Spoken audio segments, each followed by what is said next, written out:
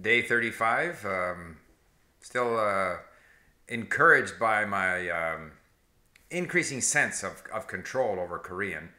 Speaking with Mr. Chun, the editor of Jonggang Ilbo yesterday, and noticing it again in my reading and listening. So that kind of always spurs you to more activity when you feel you're getting somewhere. So I spent about an hour and a half or so on saving words and phrases, linking. One was this article that, again, one of my viewers told me about, which was Kim Young-ha giving a TED, T-E-D, speech in Korean with the transcript, which we then loaded into our library at Link, so I went through that. And then there was a new item, one of the items that our member Imani is sharing, which was in this series about economics, and they talked about advertising and so forth. And each one of these is about 18 minutes long. And so however many words that is, I went through creating lots of links.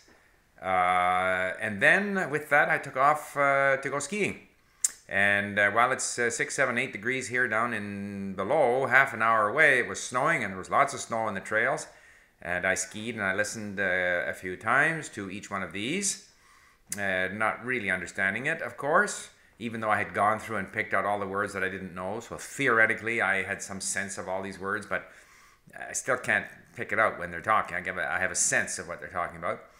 And then I went through and all of those links that I created now on my iPad, I go through them as flashcards, not in the hope that I'm going to learn them or remember them, but just to help me notice.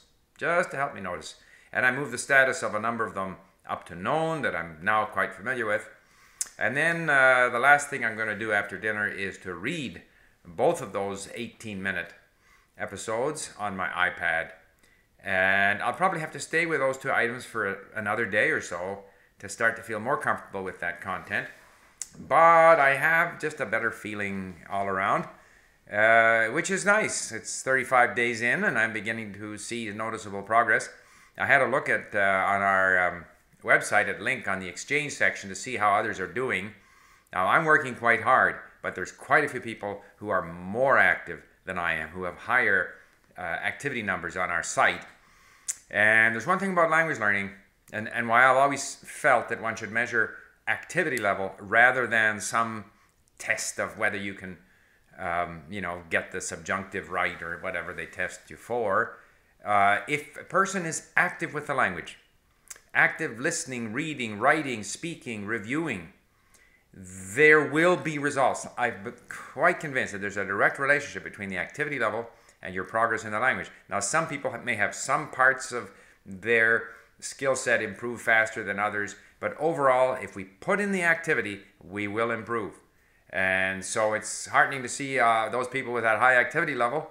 And maybe at some point, later on, we'll start to see some people come forward and talk about how much they felt they improved as a result of participating in the challenge.